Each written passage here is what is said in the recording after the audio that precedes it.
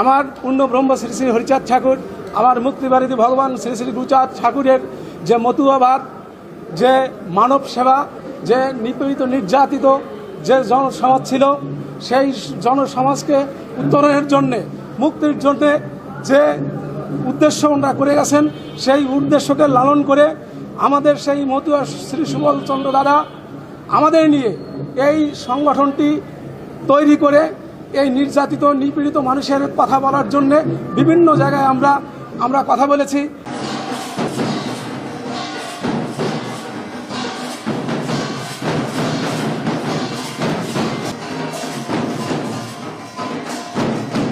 এই সংগঠন পূর্ণব্রহ্ম শ্রী শ্রী হরিচাঁদ ঠাকুরের আদর্শ নিয়ে চলে।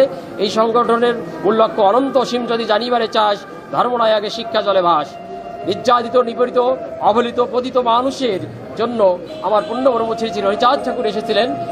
এই সংগঠন আমাদের সুবল চন্দ্র রায়ের মহোদয়ের নেতৃত্বে গড়ে উঠেছে। তিনি প্রতিষ্ঠাতা, তিনি এই আদর্শকে ধরে রেখেছেন, আমাদের মাঝে প্রস্ফুটিত করেছেন। গুরুচাঁদ ঠাকুর তার প্রথম একটি বাণী ছিল যে যদিও তোরা করিস ভিক্ষা, ছেলে মেয়েকে দিস শিক্ষা। তিনি আরও বলেছিলেন, সবাকারে বলি আমি যদি মানো মরে, অবিদ্যান পুত্র যেন নাহি থাকে ঘরে।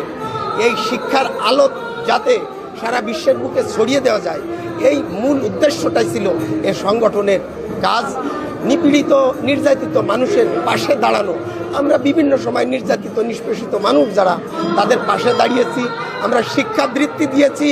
আমরা জানেন গোপালগঞ্জ বঙ্গবন্ধু কলেজে যে অসীম সরকারকে এনে আমরা বিরাট একটা সম্মেলন করেছিলাম, যা গোপালগঞ্জের ইতিহাসে যেটা বিরল ছিল।